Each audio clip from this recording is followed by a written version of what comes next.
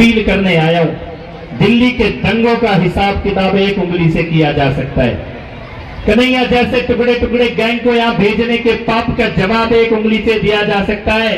25 तारीख को अगर आपको धूप लगे, गर्मी लगे, आलस आए तो ये याद रखना, राम लला 500 साल तक धूप में खड़े थे, बारिश में खड़े थे, आंधी में खड़े थे, तूफान में खड़े थे, क्योंकि हिंदू द्रोही सत्ता में बैठा था। ये आपके वोट की ताकत है कि इस रामनवमी में 500 साल के बाद रामलला अपने मंदिर पे विराजमान है। अगर वो लोग सुबह 6 बजे से लाइन लगा सकते हैं तो हम भी लगा सकते हैं कि नहीं लगा सकते? लगाएंगे कि नहीं लगाएंगे? एक कांग्रेसी मुझे कह रहा था कि इस इलाके में एक खास समाज के 3 लाख वोट हैं 20 लाख में से, वो एक साथ पड़ेंगे। मैंने कहा अगर 3 एक साथ पड़ेगा, उसमें कोई ट्रिपल तलाक वाला भी तो होगा, उसका कैसे पड़ेगा? लेकिन फिर भी अगर पड़ेगा, तेरा 3 एक हो सकता है तो हमारा 17 एक हो सकता है कि नहीं हो सकता? होगा कि नहीं होगा? वोट पूरा डालेंगे कि नहीं डालेंगे? हाथ उठा के कसम खा लो, भगवान राम के नाम की, 370 को हटाने के नाम की, नरेंद्र मोदी के नाम की, टुकड़े टुकड़े गैंग को मिटाने के नाम की, दोनों हाथ उठा के मां भारती का जयकार करके कसम खा लो, वोट कमल का बटन ऐसा दबे कि 11 बजते बजते कमल का निशान घिस जाए मशीन में।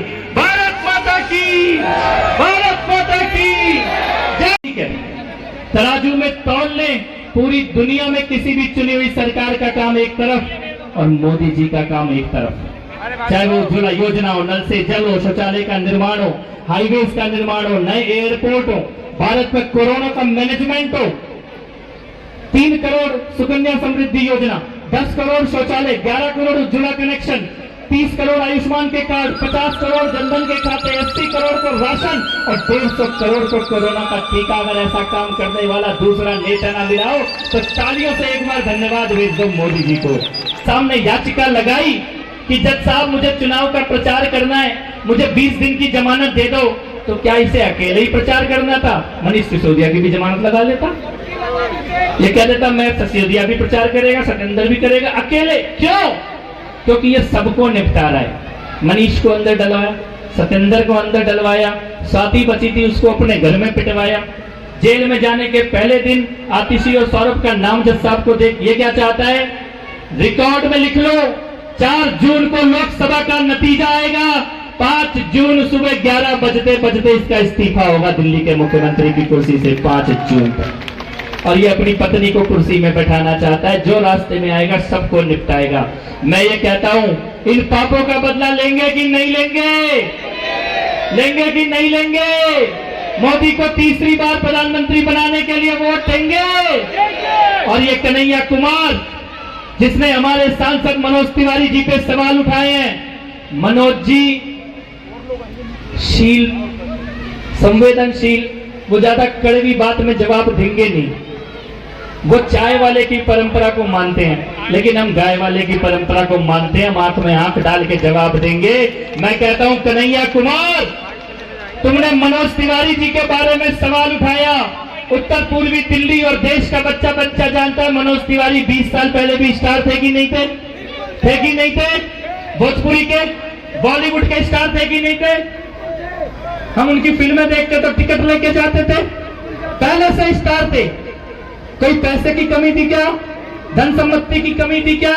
कन्हैया कह रहा है मनोज तिवारी पे पैसा कहां से आया? मैं कहता हूं मनोज तिवारी को 25 साल पहले, 30 साल पहले बनारस में, काशी में शीतला माई के घाट पे जाते हुए हमने अपनी आंखों से देखा है।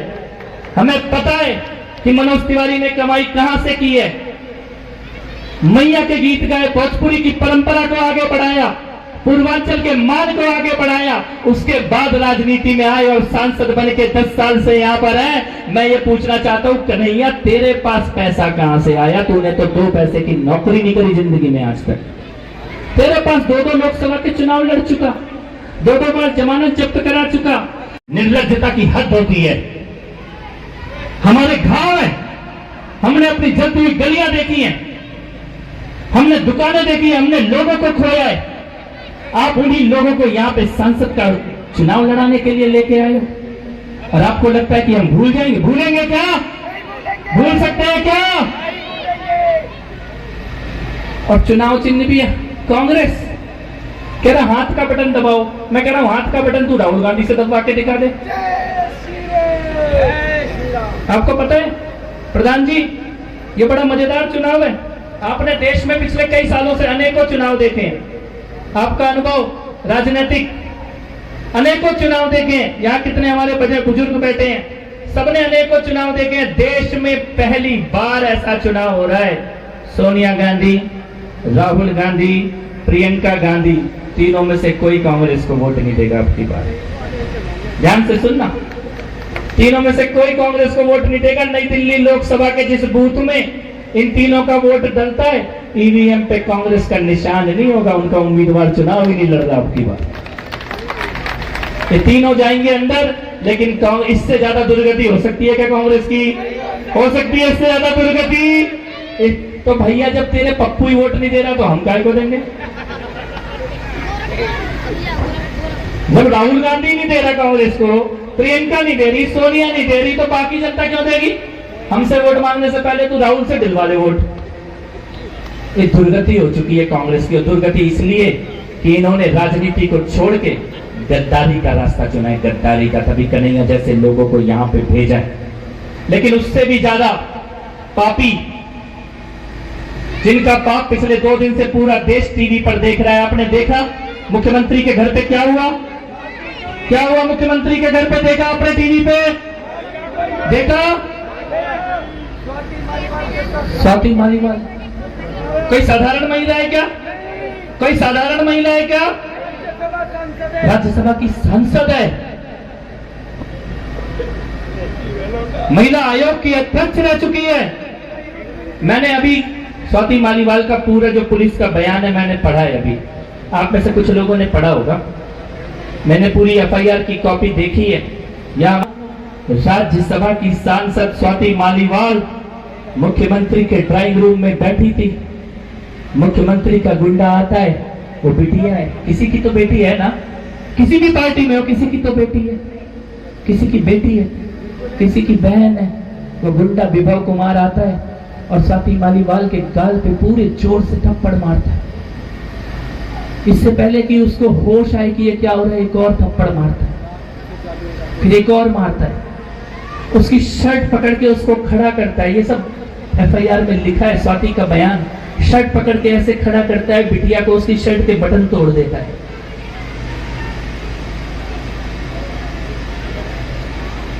उसके बाद उसको जमीन पे गिरा देता है और उसकी छाती पे मारता है। उसके बाद उसने पैर में जूता पहना है, विभव ने जूता, और जूते पहने पहने उसके पेट पे लात मारता है, पेट से नीचे लात मारता है। वो चिल्ला रही है मुझे बचा लो।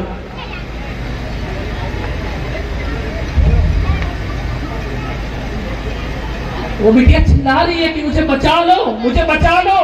वो लाते मार रहा है उसको गिरा के जमीन पे।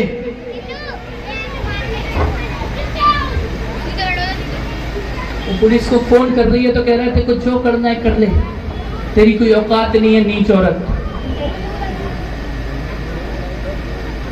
मैं आपसे पूछना चाहता हूं, जिस मुख्यमंत्री के घर में राज्यसभा की सांसद सुरक्षित नहीं है, उसके राज्य में किसी की बहन बेटी सुरक्षित हो सकती है क्या? नहीं हो सकते। हो सकती है क्या? हो सकती है क्या? अरे जिसने राज्यसभा की सांसद की मर्यादा छीनने से पहले एक पल नहीं छोड़ा, वो आम आदमी पार्टी की बाकी बहन बेटियों के साथ क्या करते होंगे, ये कल्पना करना भी मुश्किल है। क्या मैं ये कहता हूं, आपसे पूछता हूं, ऐसे आदमी की जगह जेल के बाहर है कि जेल के अंदर है? मैं जज साहब से कहना चाहता हूं, इस मंच से जज साहब से, जज साहब आपने गलत किया है, गलत किया आपने इस आदमी को कि 1 जून तक बाहर निकाला। इसको 4 जून तक बाहर रखना चाहिए था। इसकी जमानत जब्त करा के इसे अपनी आंखों से दिखाते कि दिल्ली क्या वोट डाल रही है, फिर वापस भेजते तिहाड़ के अंदर। इस क्षेत्र में इन्होंने एक प्रत्याशी भेजा है, कन्हैया कुमार। मैं ये पूछना चाहता हूं कि कन्हैया कुमार की एकमात्र पूरे जीवन की उसकी पहचान क्या है? एकमात्र पहचान ये कि उसने जेएनयू में खड़े होके भारत माता के खिलाफ नारे लगाए। और ईश्वर का न्याय देखो, प्रभु राम का न्याय देखो, उसने कहा भारत तेरे टुकड़े होंगे इंशाअल्लाह। भगवान ने ऐसा जादू किया, उसके कांग्रेस में आते ही कांग्रेस तेरे टुकड़े हो गए। जय श्री राम। और बोला भारत तेरे होंगे, टुकड़े होंगे इंशाअल्लाह। हम कह रहे कांग्रेस तेरे टुकड़े होंगे। जय श्री राम, जय श्री राम। और हो गए। उनका अध्यक्ष भी गया, उनके साथ के नेता भी गए। अब गली गली घूम रहा है। मैंने कहा जो मां भारती के टुकड़े टुकड़े करने की बात करता है ये जमुना पार है, तू मेरे देश को तोड़ने की बात करेगा, हम उंगली के एक बटन से तेरे टुकड़े टुकड़े करके जमानत जब्त करा के जमुना पार से वापस भेजेंगे। बोलो होना चाहिए कि नहीं होना चाहिए? मुंह तोड़ जवाब। जेएनयू के अंदर एक नारा और लगा था, अफजल हम शर्मिंदा है। और एक और लगा, कह रहा तुम कितने अफजल मारोगे हर घर। ये बोला अफजल कौन? जिसने संसद में हमला किया वो आतंकवादी कन्हैया कुमार के लोगों ने कहा कि तुम कितने अफजल मारोगे, हर घर से अफजल निकलेगा। तो तू भी सुन ले भाई, जिस घर से अफजल निकलेगा उस घर में घुस के मारेंगे।